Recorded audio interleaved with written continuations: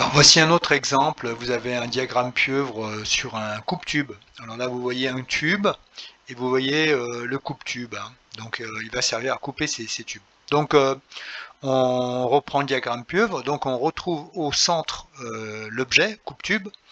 On va retrouver la matière d'œuvre entrante et la matière d'œuvre sortante qui sont reliées par la fonction principale. Je rappelle parce que entre ce qui rentre et ce qui va sortir, ben, c'est la fonction première du coupe-tube, hein. Donc en entrée, on va avoir le coupe-tube non coupé et en sortie, on va avoir le tube coupé. Après, les bulles qui sont autour, je rappelle que c'est tout ce qui fait partie de l'environnement du coupe-tube. Donc on a l'utilisateur, la personne qui va l'utiliser.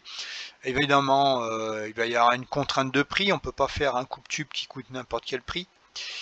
On va avoir éventuellement de la maintenance sur le coupe-tube, c'est-à-dire est-ce qu'il y a des pièces à changer, etc. Et en contrainte 4, ça va être l'atmosphère, est-ce qu'il peut être exposé à une atmosphère humide, auquel cas il pourrait rouiller, etc. Donc on a plusieurs fonctions contraintes ou complémentaires, FC1, FC2, FC3, FC4. Donc vous trouvez là la FP, fonction principale. Vous trouvez la FC1, s'adapter à l'utilisateur, est ergonomique, la FC2, coût du produit, la FC3, la FC4. Voilà pour cette partie.